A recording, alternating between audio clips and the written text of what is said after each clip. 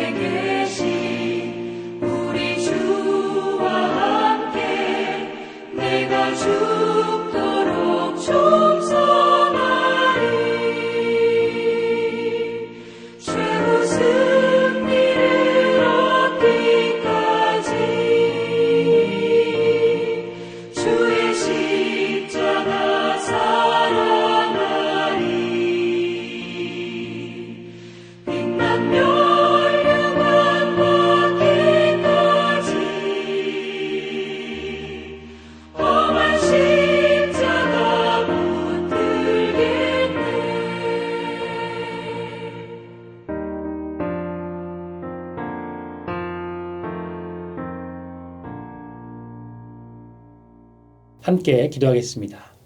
하나님 감사드립니다. 오늘도 우리 가운데 함께 하심에 감사드립니다. 늘 우리 곁에 계셔서 우리를 이끄시고 지키시고 보호하시는 그 하나님 안에 살아갈 수 있는 하루 되게 하시고 늘 말씀 가운데 주님께 순종하며 살아갈 수 있도록 성령으로 우리를 붙잡아 주시옵소서. 오늘도 우리의 삶이 주님의 기쁨 되기를 간절히 소망하며 주 예수 그리스도의 이름으로 기도드립니다. 아멘. 함께 말씀 보도록 하겠습니다. 오늘의 말씀은 누가복음 22장 63절부터 71절까지 말씀입니다. 지키는 사람들이 예수를 희롱하고 때리며 그의 눈을 가리고 물어 이르되 선지자 노릇하라. 너를 친 자가 누구냐 하고 이 외에도 많은 말로 욕하더라. 날이 새매 백성의 장로들 곧 대제사장들과 서기관들이 모여 예수를 그 공회로 끌어들여 이르되 내가 그리스도이거든 우리에게 말하라. 대답하시되 내가 말할지라도 너희가 믿지 아니할 것이요 내가 물어도 너희가 대답하지 아니할 것이니라. 그러나 이제부터는 인자가 하나님의 권능의 우편에 앉아 있으리라 하시니 다 이르되 그러면 내가 하나님의 아들이냐 대답하시되 너희들이 내가 그라고 말하고 있느니라. 그들이 이르되 어찌 더 증거를 요구하리요 우리가 친히 그 입에서 들었노라 하더라. 아멘. 빌리 그레이엄 목사님 쓰신 책에 한 여성의 이야기가 등장합니다. 그 여인은 완벽에 가까운 삶을 살고 있었죠. 그런데 어느 날 갑자기 그녀의 삶이 완전히 무너져 버렸습니다. 그레첸이라는 이름을 가진 이 여인은 미모와 부와 자상한 남편 등으로 세상적으로 보기엔 모든 것을 갖춘 여인이었습니다. 대부분의 소녀들이 꿈꾸는 것을 거의 모두 이룬 삶을 살았던 것이죠. 그러던 어느 날 술 취한 운전자가 차선을 침범해서 그녀의 차를 들이받았습니다. 차는 고속도로 밖으로 튕겨져 나갔고 폭발과 함께 불타버렸습니다. 함께 동승했던 그녀의 어머니는 현장에서 사망했고 그녀는 겨우 목숨을 건졌습니다. 그녀가 이후에 겪은 일들은 죽음보다 더 고통스러운 일이었습니다. 그녀의 아름답던 얼굴은 영원히 사라졌죠. 밝게 빛나던 눈은 한쪽을 잃었고 코는 완전히 새로 만들어서 세운 흔적이 뚜렷했습니다. 점 하나 없이 매끄럽던 피부는 흉터로 뒤덮였고 잃어버린 한쪽 팔은 그녀가 겪은 끔찍한 사고를 생생하게 일깨워주고 있었습니다. 그녀는 6주가 지난 후 혼수 상태에서 깨어나서야 자신의 새로운 외모와 처지를 알게 되었습니다. 그녀가 할 수 있는 일은 숨을 쉬는 것뿐이었고 무려 70번 이상의 수술을 견뎌야 했습니다. 당연히 그녀는 아무에게도 자신의 모습을 보이고 싶어 하지 않았던 것이죠. 이후로 그녀는 사람들을 떠나 오직 TV만을 버타고 살다가 TV를 통해서 우연히 빌리 그레이엄 전도 대회를 보게 되었고 그때 그녀의 삶을 그리스도께 드리게 되었다고 합니다. 그 끔찍한 사고가 지난 7년이 지났을 때 그녀는 여전히 흉터투성이로 일그러진 얼굴이었지만 숨어있던 곳에서 나와서 이제 세상을 맞이할 준비가 되었습니다. 그녀는 자신의 삶에 아직 목적이 있다는 것을 깨달았기 때문에 밖으로 나온 것입니다. 하나님이 그녀를 죽음에서 구원하시고 그녀를 살게 하신 데는 분명한 이유가 있었음을 알았기에 여전히 끔찍한 흉터가 있었지만 세상 속의 모습을 드러내게 된 것이죠. 그녀는 재활센터에서 자원봉사를 시작했습니다.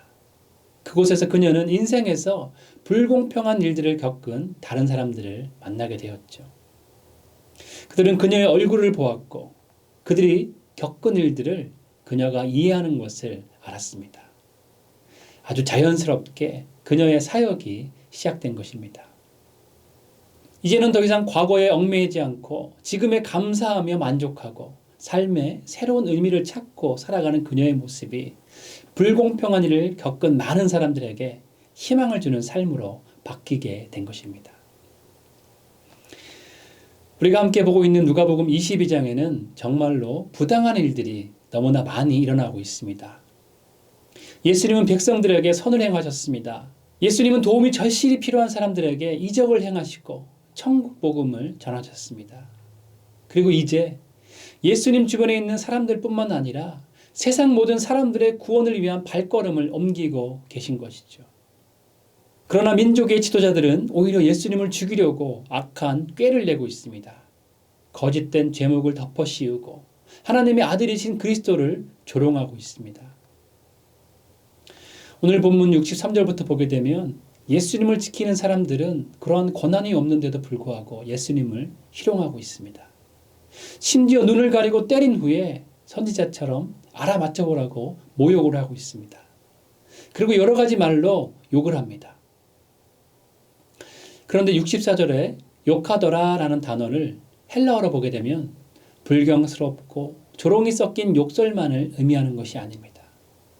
신학적인 의미로 보게 되면 이 욕은 하나님의 능력을 부인하는 신성 모독을 의미합니다.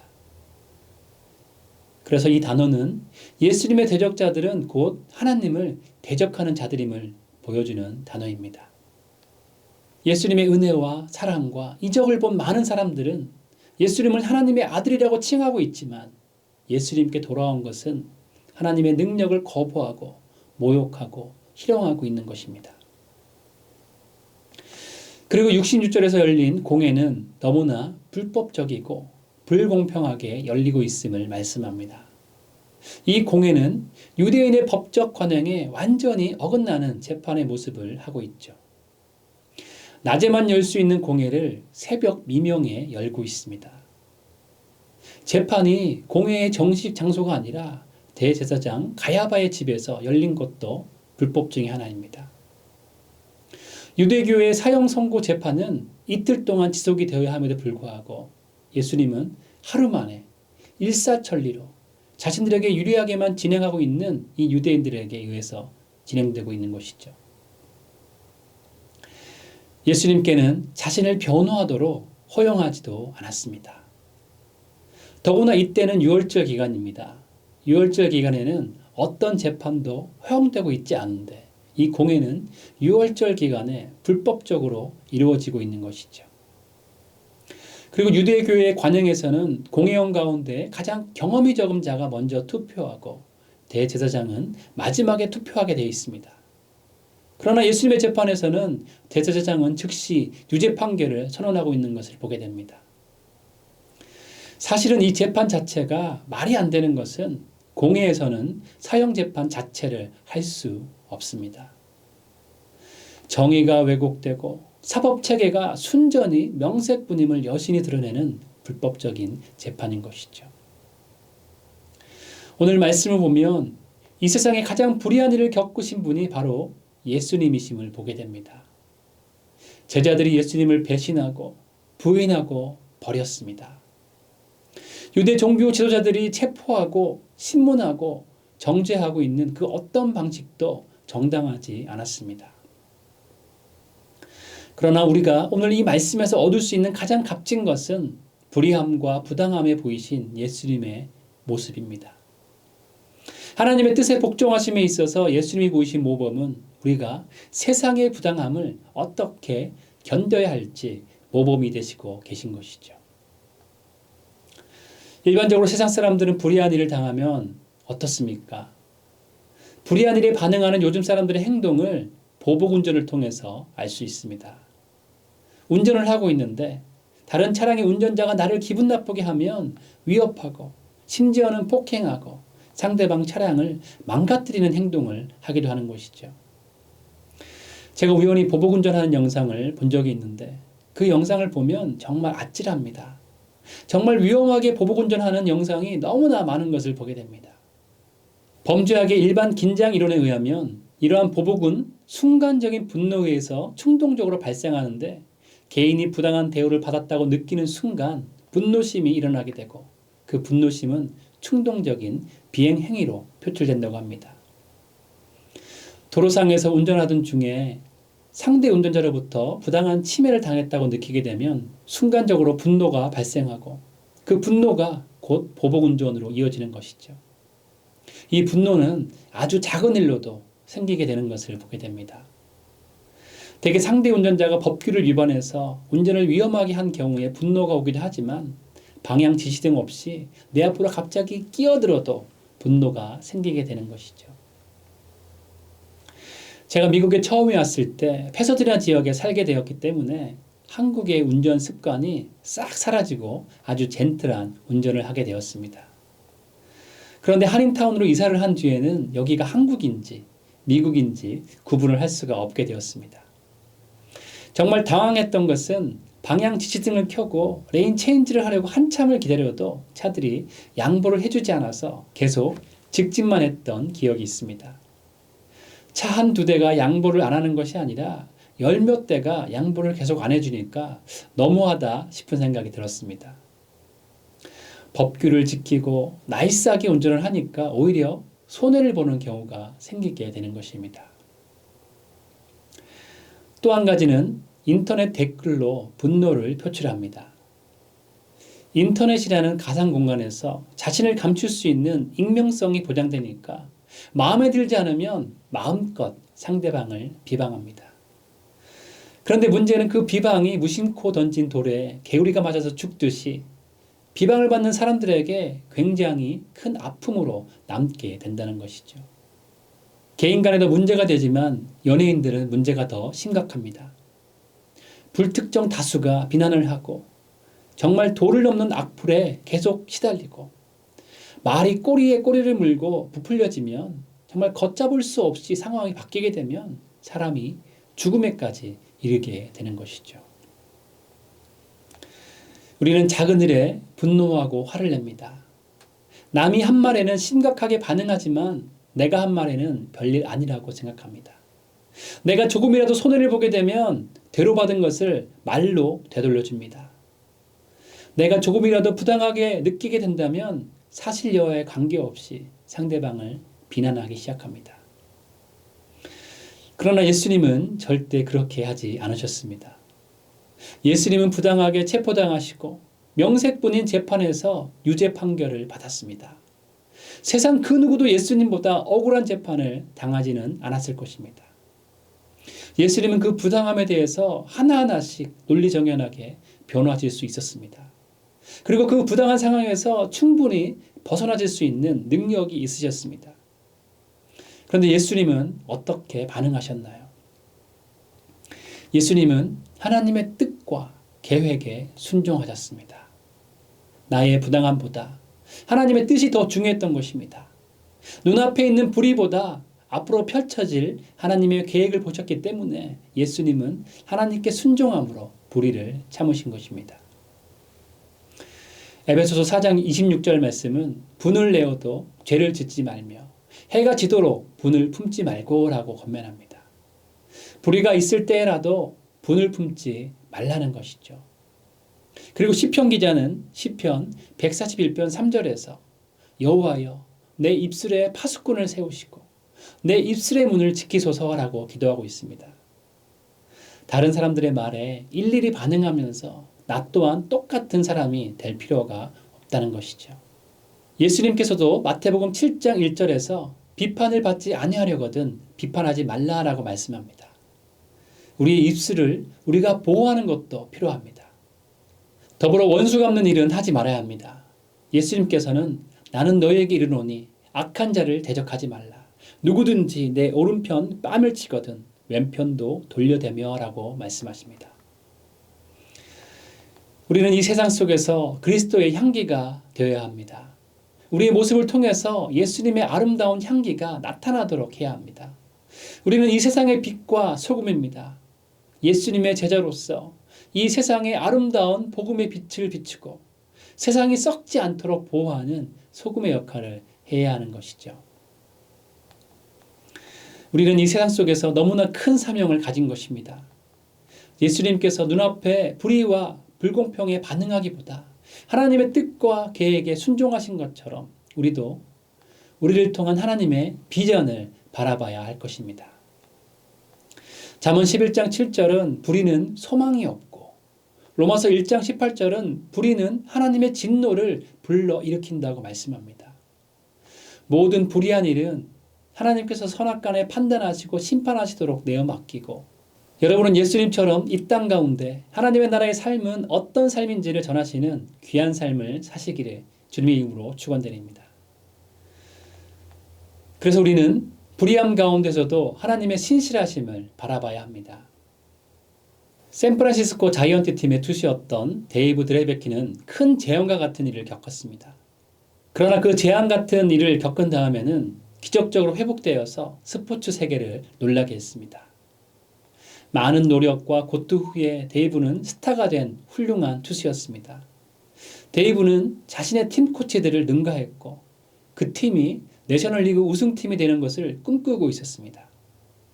그런데 정말 안타까운 소식이 들려왔습니다. 공을 던지는 팔의 근육에 암세포가 침입을 한 것입니다. 팔 근육에 생긴 암세포는 야구 선수로서, 특히 투수로서 사형 선고와 같은 일이었죠. 장래가 촉망되는 한 젊은이의 꿈을 좌절시켜버리는 정말로 너무나 부당한 일입니다. 그런데 대단한 것은 데이브는 불평하지 않았습니다. 그는 모든 사람들에게 자신이 다시 돌아올 것이라고 말했습니다. 그리고는 세상에서 들어보지 못한 새로운 방법으로 훈련 프로그램을 만들어서 고된 훈련을 이어갔습니다. 데이브는 암세포가 침입한 자신의 삼각근을 대신할 다른 근육을 훈련한 것입니다. 훈련 강도는 점점점 강하게 하면서 하나씩 야구공을 던지기 시작했습니다. 그리고 나서 데이브는 팀 관리자들을 납득시키기 위해서 자신이 이전처럼 효율적으로 투구할 수 있다는 것을 보여주었습니다. 드디어 데이브가 샌프란시스코의 마운드에 등판할 날이 다가왔습니다. 데이브는 삼각근 없이 효과적으로 공을 던졌습니다. 상대 타자들은 데이브에 맞서 고전을 했고 한 번의 홈런을 내주긴 했지만 경기에서 우승을 차지한 것입니다. 정의가 드디어 시행된 것처럼 보였습니다. 그러나 안타깝게도 얼마 후 다른 경기에서 너무나 많은 치료로 약해진 뼈가 부러지게 되었습니다. 데이브의 투수 생활은 거기서 끝나게 되었고 패배가 승리보다 더 강해 보였습니다. 그러나 실제로 그랬을까요?